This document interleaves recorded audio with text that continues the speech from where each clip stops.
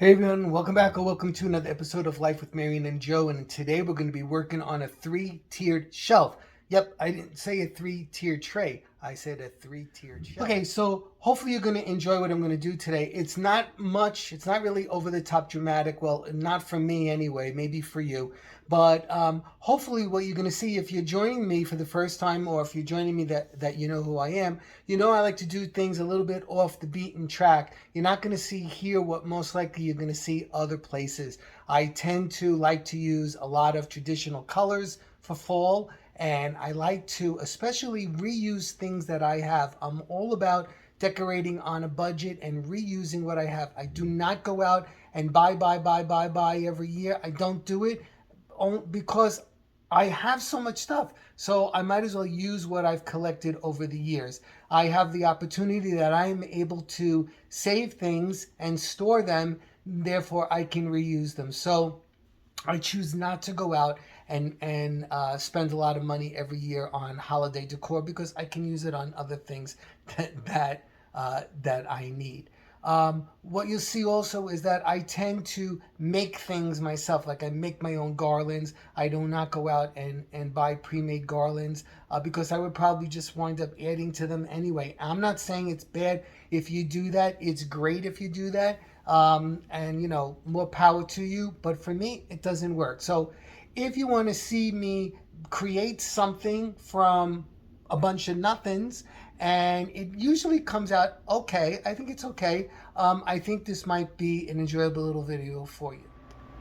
So like I said, we're going to do a little bit of work here in the kitchen. Not much because this is a working kitchen. MaryAnn likes her surfaces for cooking, not for decoration. So I have just a couple of spots that that I'm going to put something up. And here on this wall, I have this three-tiered structure where other people have a three-tiered bowl. I can't think of the name right now. I'm drawing a blank. The three-tiered thing, that they put on their counter. I have this three-tiered shelf. So we're going to do just a little bit here. So it's going to be a quick little video today.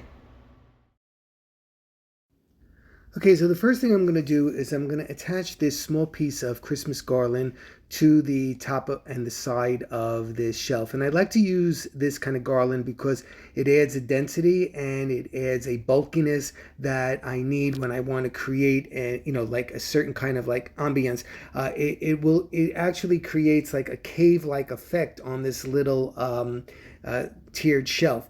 Next, what I'm doing is I'm going to kind of cover up that garland as much as possible by using these leaves that are on a vine. And I think most of us have seen them. They're available in the Dollar Tree or any kind of dollar store, basically. And I've gathered so many of them over the years that I have a variety of different hues of orange and burgundies in these. So I'm using a more darker, a subdued tone here. Okay, so as you can see, I have all the leaves in there for now, and now I have these picks. And I know I got these picks in the dollar zone, and they have a gourd and a pumpkin on each one. And I thought I had 12 of them, but in the bin I looked in, I found 6 of them, and I might have used them somewhere else that I can't think of. But anyway, so what I'm doing right now is I'm taking those picks and I'm going to arrange them in this piece of garland that I have. So what I'm doing right now is I'm on the right hand side over there, and what I wanted to do here is create a kind of a tiered effect. So I put one of the picks in, as you can see, and now what I'm going to do is I'm going to go in a little bit behind it, and I'm going to make this one extend below that one that I put in, so it has kind of like a dripping effect on each side. Now what I'll do is, just like you would do at Christmas, I lock all the stuff in with the garland. That's what's so great about the garland. Each one of those little branches bends around things so that it's not going to move so easily, because people have a tendency, I don't know by you, but by me, people have this really rotten habit of wanting to touch everything. They look with their hands instead of their eyes. And I don't get it, because I never did that. like I do study things. When I see something I like, I will really, really stare at it. And if I can't stare at it long enough, I'll take a picture of it. This way I know, like, if I want to recreate it or think about how to alter that into my own style, I have it as a reference point. So, like I said, I got off the track here. I'm sticking those picks in. I have six. I'm using six of them right now, and I'm going to really wrap them with a piece of garland, one little branch, so that they don't move. Because I know somebody's going to wind up touching this down the lane. I'm trying not to overdo this little shelf. It's going to wind up being overdone more than I wanted. Like I said before, I don't really decorate that much in the kitchen because MaryAnn hates all of the stuff around. She sees one of those little needles from the garland and stuff, she goes crazy, and then I'll get yelled at, and I don't like to get yelled at. So I try to keep everything away from where she might be cutting or cooking and stuff like that. So the only place that I do decorate, well, that I'm decorating this year for the fall, is on this shelf, and then I have a mantle over the stovetop, which I'm going to decorate. If you know me in the past, I've done a lot of work on the windows and on top of the windows and all that kind of stuff. I'm not going to do that this year.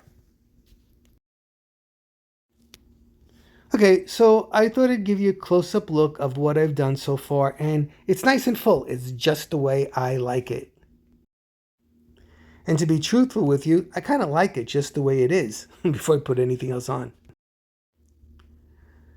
Okay, so I took a basket and I actually sawed it in half, and I put a piece of cardboard in the back, and this way it enables me to push it up against something rather than have this big round thing. So again, like, if you know me, I use the other half of that basket on the sconce in the family room. So I had the other half available, so I thought, hey, why not? I'll stick it in here. It fits, and it did fit. All right, so I'm going to try to squeeze a pumpkin in there, and I'm lucky because the shelves actually adjust. They go up and down, so you see I had to just push up on it, and I got the pumpkin in it. So I'm just going to soften it up a little bit. I'm going to stick a couple of leaves in there. I put those in, but they were too red, and I think I took them out again, and then I stuck the other leaves in the back. I have some green in there just to break up all of that orange. So that kind of takes up that entire shelf, so I don't have to put anything else there. And I'm kind of happy with it because I think otherwise this thing will get too many tchotchkes, like little things on it. And then if it has so many little tchotchkes on it, in combination with all of that abundance that I put around the outside, it'll cause visual clutter. And I cannot take visual clutter. Do I like a lot of things in an arrangement? Yes. Do I like visual clutter? No. Because what happens is things start to unrelate to one another, and you have a lot of little things, and all those little things just make up a lot of little things. So it's better to try to aim for a statement that you can make with a big pow, because people don't tend to look at a lot of little things. They just kind of glance and glaze over things. So if you make a big giant statement like I'm doing right here, or like I've done on my mantles and so on, that's what people understand, and that's what people look at. Like, my sister-in-law came over today. She did not look at one little thing. She just went, oh, how pretty everything looks. That's it. She just like overlooked the whole thing and took it in all in one shot. So, do we like little things? Yes, they mean a lot to us, but in the sense of decorating like this for, this kind of decor, the more big things you do as a big cohesive unit, the more bang for your buck you're going to get. All right, so right now I am filling in with some orange florals that I have, and they have a little bit of yellow in them. And I'm just breaking up those leaves and those pumpkins and those gourds again to add the density to that piece. And I think I'm liking the way it's looking. Okay, so next in on the bottom shelf, I'm using that black plate with the orange pumpkin.